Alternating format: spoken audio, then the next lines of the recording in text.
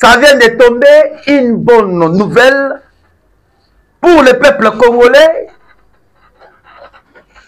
Les États-Unis d'Amérique viennent de prendre une forte décision.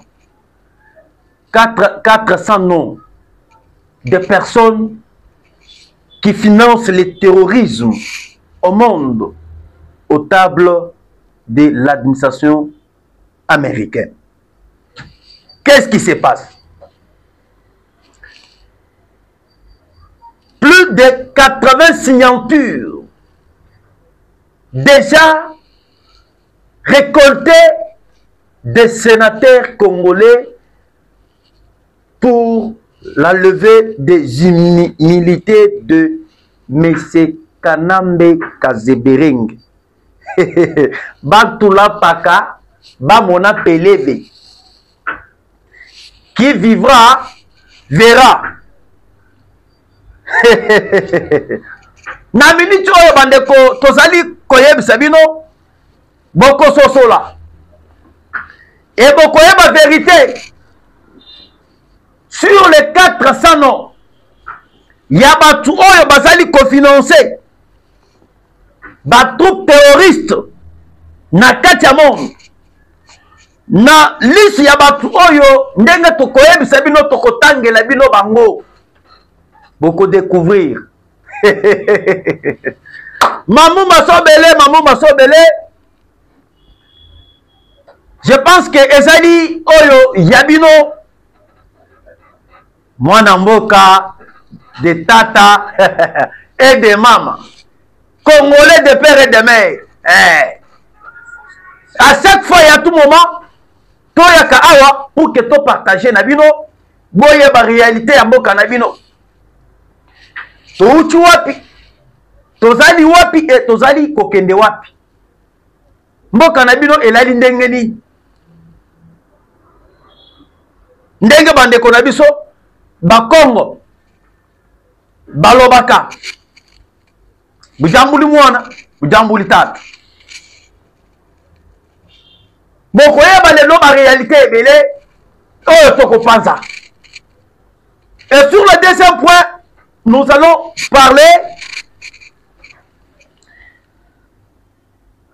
déjà 80 signatures récoltées par le sénateur. Nous comprenons déjà que Chambre haute ya Sénat Balingi maintenant pour défendre l'intérêt du peuple. Balingi maintenant qu'on salela le peuple d'abord. Pour qu'on démontre bino. Nini Ekoya sur ces 80 signatures déjà récoltées par les sénateurs. Sama Aya, Sama Lukonde Ayate, Kabila Likamunaye et Cécilie. Kabila Likamunaye et Cécilie déjà. Oh ya chichiye zongisaye na Rwanda. Oh ya chichiye zongisaye na Rwanda. Oh pachiye zongisaye na Rwanda. Kabila sali kozonga. Kala mingi te. Na bakatum. Oh ya fachiye zongisa bango na Italie. Oh ya fachiye zongisa bango na Italie. Italien zambien, israélien, tantôt congolais. Bosakani na ba congolais mingi. Hein? Fini la récréation. Fini la récréation. Et pour terminer, pour la journée d'aujourd'hui, mes chers amis,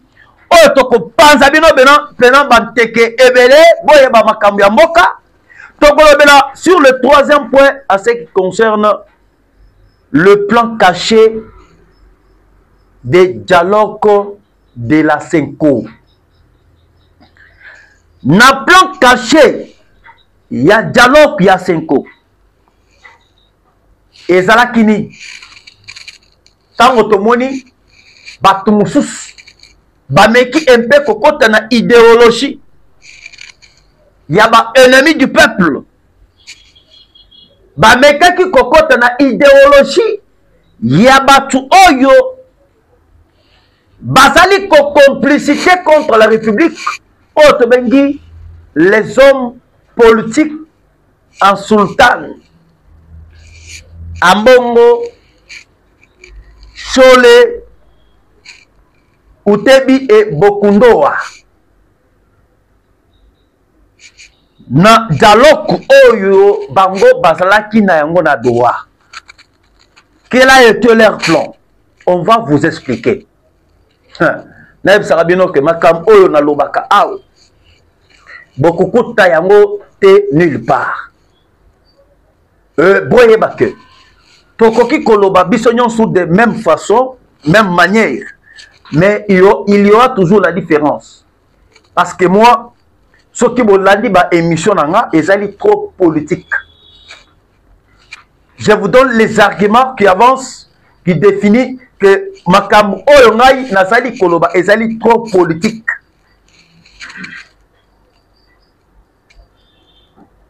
Alors, bande kobalandi. Boyeba que ça vient de tomber. Déjà 400 noms de personnes qui financent le terrorisme au monde au tableau de l'administration américaine. Sur les 400 personnes, on a outil commettre les bino lisolo. Nous avons les Syriens. Bazali na Katia, 400 personnes. Parmi les gens qui financent le terrorisme, à part les Syriens, nous avons le Qatar. Nous avons la France, le Rwanda, la République démocratique du Congo, le Kenya, l'Ouganda, voire même l'Afrique du Sud. Parmi Bamboka oyo na uti ko éliminer, oyo na uti ko tangela bino. Ezali Bamboka oyo batu oyo bazali lié ya ko financer ba terrorisme. Oyo ezali ko salema monde entier. Dernièrement bouti koyoka le président syrien. Il avait demandé à Donald Trump, il y a que basa la échange, il y a pétrole na bango, basa la échange, il y a gaz oyo yamboka na bango ya Syrie, na contrepartie avec les sanctions américaines oyo ba imposa ki bango. Et pourquoi nazali kotangele bino déjà 400 personnes na liste? Il y a administration américaine. Cette fois-ci, les États-Unis ne badinent pas. Makambu et comme la dimension moussous. Na kolobele likambu ya ba terrorisme te ya Otobengi ya France. Et ya Qatar. Ce qui me focalise moi d'abord, l'objectif est d'aller dans l'obéla. Ba terrorisme. Bato basali ko financer ba terrorisme na Congo. Nde sika oyo ezali ko préoccuper nga. Au moment où je vous parle, bato ebele bako kangama na Congo. Et ebele bako kangama na Rwanda. Va même Kenya. Vous avez suivi? Dernièrement, il y a l'ONG, il y a Oman Out. Otobengi, il y a ba Occidentaux. Oman Out, bango balobi, avant que négociation et salement le 15 juin 2025. Il faut batanga batunyo surtout oyo basali crime contre l'humanité, crime de guerre en République démocratique du Congo. Et aujourd'hui, l'administration américaine va brandir 400 noms. Il y a oyo basali ko financer ba terroriste na kati monde mobimba. Et maintenant si ko lelo boyo ki pe Sénat congolais. Balobi que basali maintenant ko convoquer plénière pour que ba statuer na makambo oyo etali perquisitoire. Il y a demande, il y a auditeur général, il y a armée, il y a auditeur général, il y a haute cour militaire. Na makambo oyo etali dossier, il y a M. Joseph Kabila. Makambo baby, toyebisaki bango. Vous êtes devant un politicien. Vous êtes devant un enfant d'un grand politicien du monde, Félix Antoine Tshisekedi Tshilombo. Et si pour que vous comprendre, par rapport, il y a batu oyo bakokanga, na batu oyo bazali déjà cité, na liste il y a 400 personnes. Joseph Kabila est dedans. Katumbi est dedans. Pour la batu ya Congo. Batangi Laurence Kanyuka. Nanga Koutou Azate. Nanga Aza bébé. Nanga c'est quelqu'un qu'on a toujours utilisé. Nanga c'est un marionnette de Joseph Kabila. Et Kabila c'est un marionnette de Paul Kagame. Nanga Koutou Batangi était. Kabila Katumbi. Et pourquoi? J'avais voulu vous amener les documents. Les documents nyons tout bon mona yango. Mais par rapport Nathalie par rapport à que ceux qui n'aient pas document, oyo boyo qui par rapport à batuo bazali na liste ndenge nini bakangi bango babimisi comment est-ce que chaque personne a bané ko sala ba achat des armes. Achat des armes avec cet objectif ya kopesa ça ba groupe terroriste. Na partie est na lingana Alex bino mais na kolingana bemela bino ba dossier wana lobby bomona yango parce que c'est un dossier qui va maintenant faire traîner notre émission et qu'on risque tolo ba makambo ebelete et qu'on risque pe ceux qui na bani ko brandi makambo etali ba dossier ba date ba jour ba année et sika Kabila abana ko somba ba minuki na bise o abana ko pe ko somba ça doit nous prendre beaucoup de temps. Alors, ce que je vais vous dire, Esika Kabila Amikuti Nakatamai par l'oppression des États-Unis d'Amérique. Bakuti Kabila a Salaki commande Yaminduki 3 fois na France. Et Batu Oyoba Eda, mais c'est Joseph Kabila.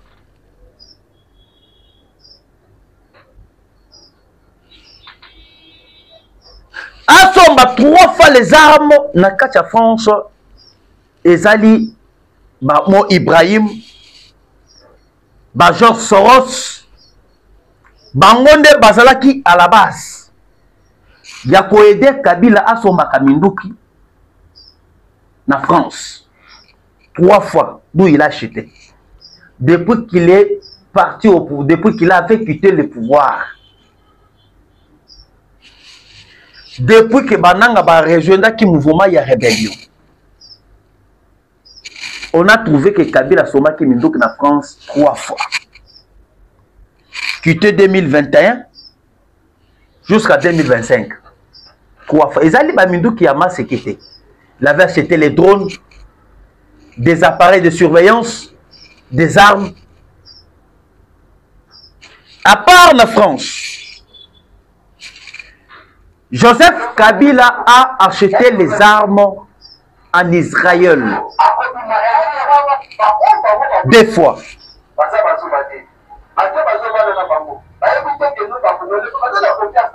Asomi Minduki na Israël 2 fois. Na sengo wasali sima caméra ako ko debiso parce que déranger batu bazali kolanda kotoyo.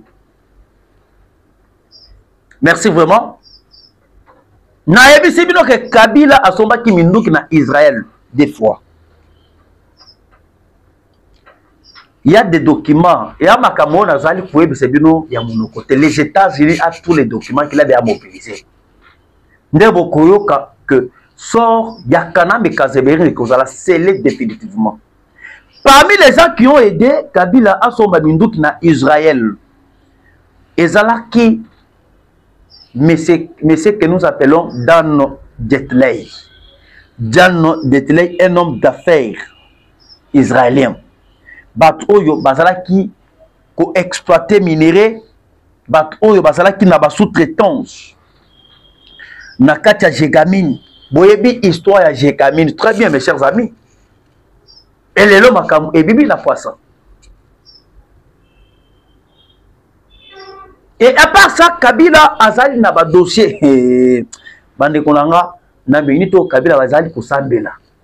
Azali ko sambela. Pour ça mi dembeka par rapport à pression ezali ya makasi ya kosakana te. Pression ezali ya makasi ya kosakana te. Et les États-Unis, alors ils ne veulent plus voir encore Makambo et le terrorisme. Vous savez trop bien que les États-Unis ont toujours combattu les groupes terroristes dans le monde. Vous voyez bien, très bien. Nous sommes en train d'avancer. Joseph Kabila a acheté les armes dans Swaziland 4 fois. Boyoki. Et lorsque Basali va investigation, mais nous qui sommes surtout au Kabila à Banaki Kosomba. 3 fois à Somi en France, 2 fois à Somi en Israël, 4 fois na Swaziland. Minduki Ebele et Banaki Kopien de destination Ouganda, Rwanda. Et Bazalaki déjà na ba accord oyo bango bakenda ko signer déjà na Rwanda. Et ceux qui ont reçu à Kokwesa Tshisekedi na rébellion, Rwanda azali na pourcentage nae, Uganda azali na pourcentage nae, c'est-à-dire pourcentage ya Rwanda et Kozala ko occuper Nord Kivu Mobimba, ezala na maboko ya ba Rwandais. Avantage ya Uganda et Kozala, Uganda a occupé Sud Kivu Mobimba, ezala na contrôle oyo ya bango. Ha. On a été dirigé par les étrangers. Yango occupé na Katumbi, Katumbi azali pe na dossier grave, azali pe parmi la liste. Il y a 400 personnes oyo bazali déjà na liste ya ba oyo bazali cofinancer les groupes terrorisme na katia monde entier. Dernièrement boki koyoka Katumbi bakangaki minduki na ye, na ndaku na ye.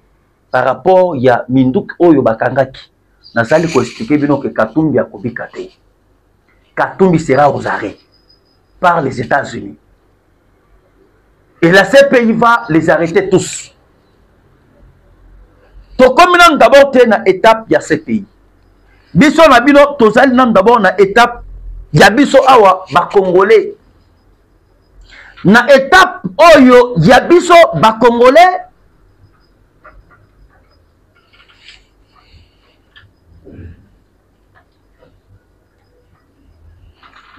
Tozoko ya na étape ya immunité ya M. Kanambe Kazebering. Parce que l'enlèvement, lever l'immunité de Kanambe Kazebering par le Sénat américain, ça donne aussi l'ouverture de la poursuite internationale, de la poursuite de la CPI.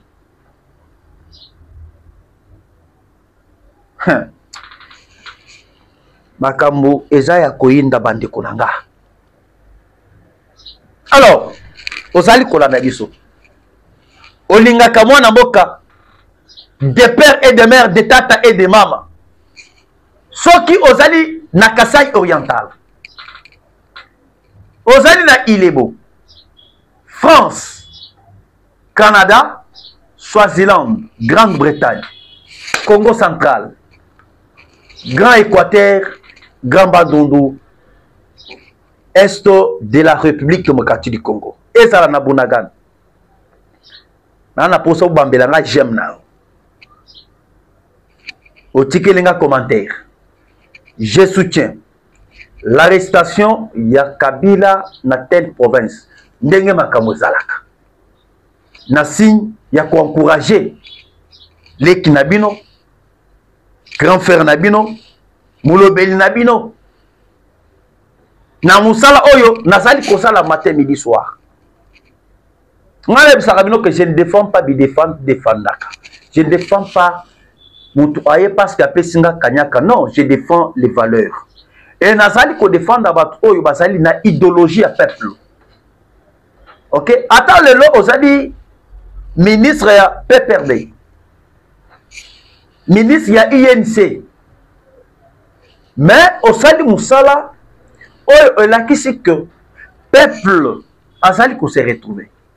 Osali musala au nom du peuple congolais et je viendrai toujours ya ko féliciter, ya ko applaudir, ya ko beta maboko. Mais tant que okosala musala osali en dehors, ya peuple. Ata osali mutu ya UDPS, AFDC, quelle que soit couleur ya parti politique osali na yango. Na kozong sayo na nzela. Moi je suis là pour le peuple. Parce que le peuple yemo konde aponanga. Na lobela kaye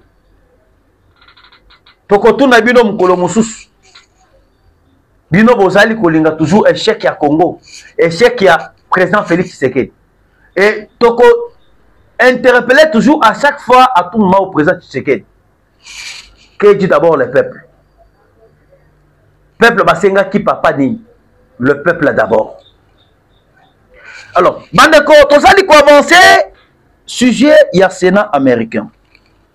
Total Sibino, comment est-ce que Kabila azali parmi la liste na Katumbi, parmi bato bazali kofinancer ba terrorisme na kati monde. Et ça n'a pas commencé aujourd'hui.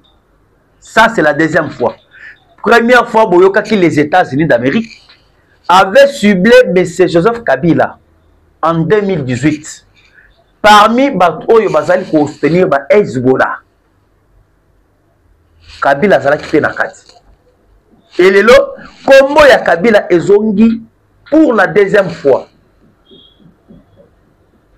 Na liste ya États-Unis na administration américaine. Et si koyo boya bakena ali rubo les choses makamu ezali koya ndongo pourquoi le Sénat congolais a récolté déjà 80 signatures.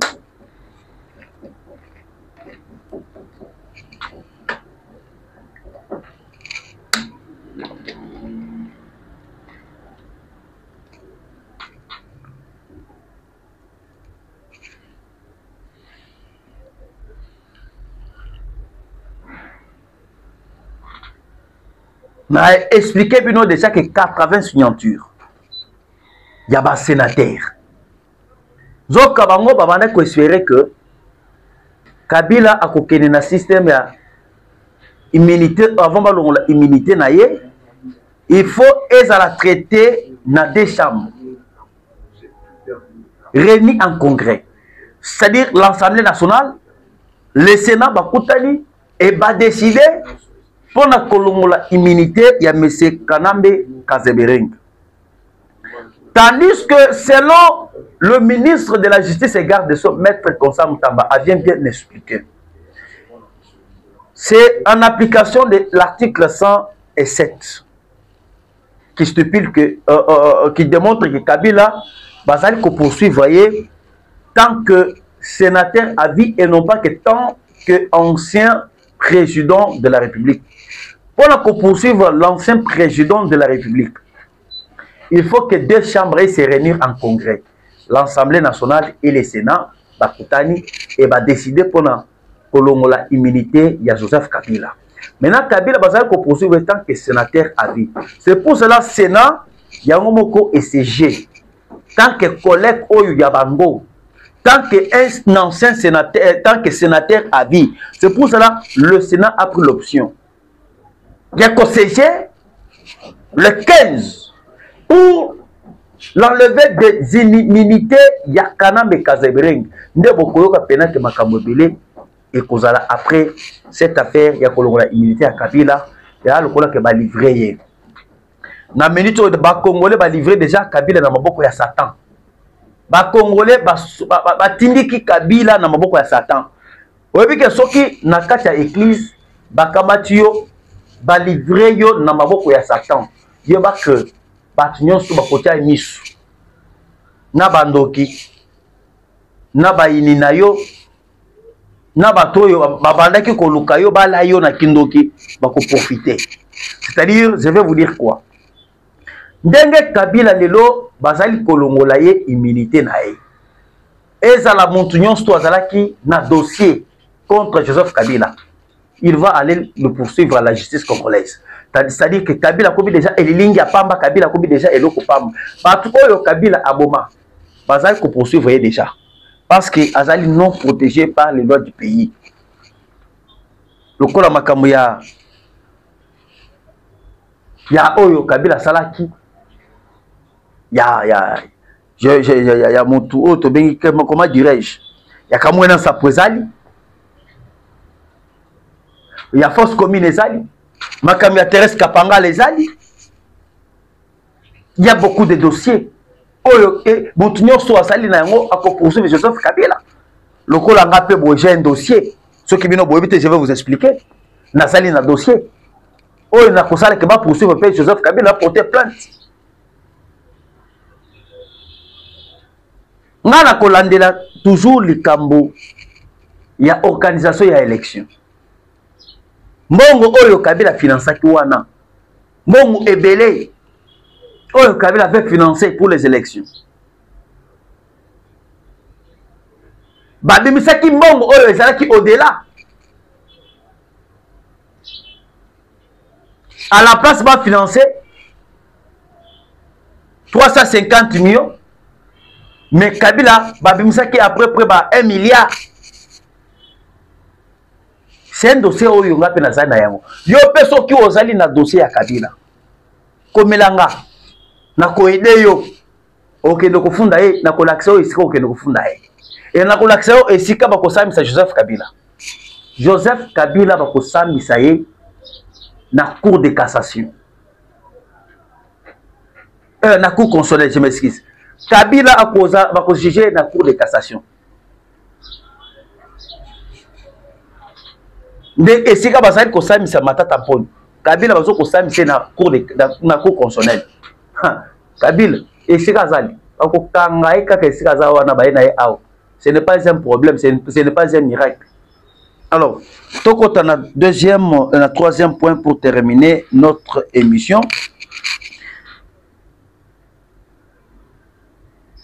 Sur les dossiers de messieurs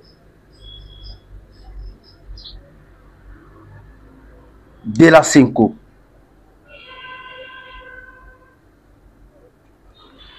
Il y a un problème. Ngana bisabino ke musala ya Senko oyo abana kosala. Senko abana kosala G ya ennemi. Ce n'est pas tout ce que Ambongo fait. Ce n'est pas tout ce que Chole fait.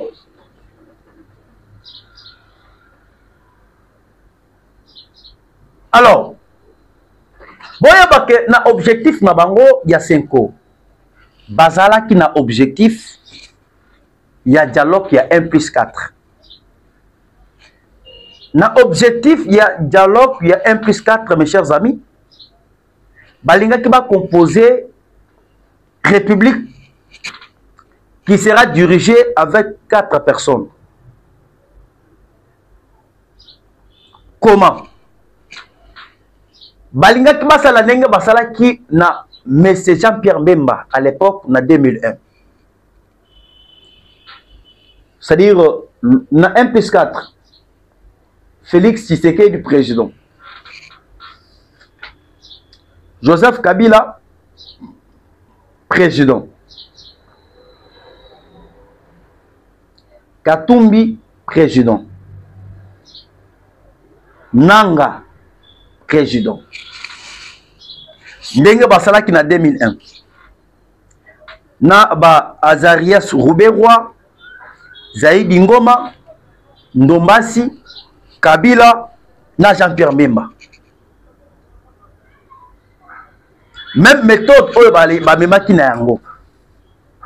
Tandis que na makambo ya 1+4 bato oyo ba avantage ki yango ezalaki l'Union européenne.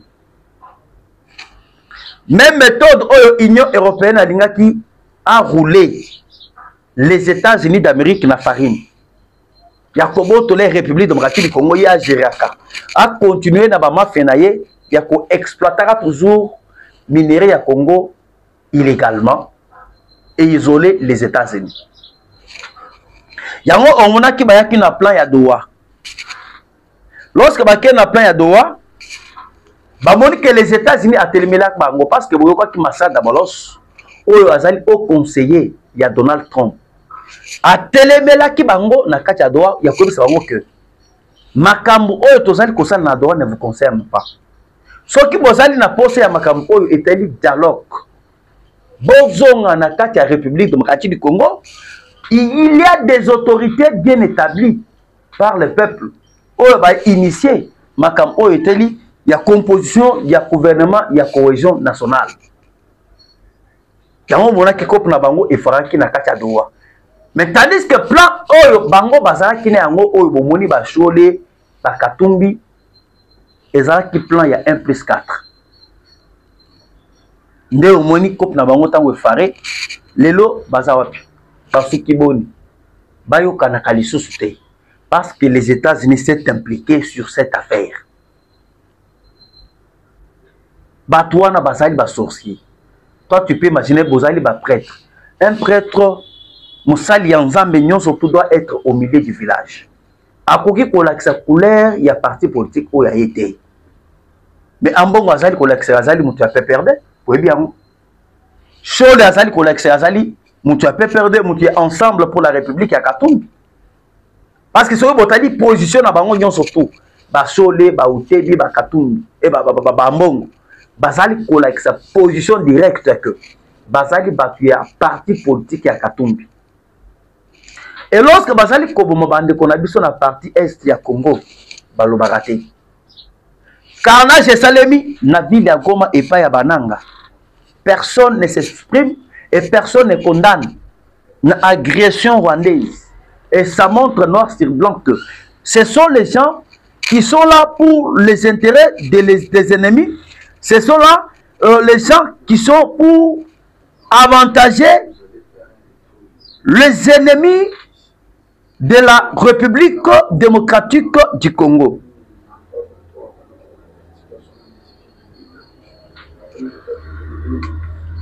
Alors, Bande Kobalandi, je pense que Yakoloba, Ezali, Mingi, Epele, Neb Sarabino, toujours, à chaque fois, tu as toujours partager Nabino. Ce qui, bon, Monique, à moi, et l'autre, ya Nungu, et ce qu'il y a suspect. Contactez nga pour que tokoka kokomisa message na bato oyo bazali aki les droits. Tozali na moment ya lisu likolo ya lisu. Tozali na moment ya ko contrôler, ko surveiller qui pour la protection de notre République démocratique du Congo. Merci tokotana nabino mbalasima. Bye.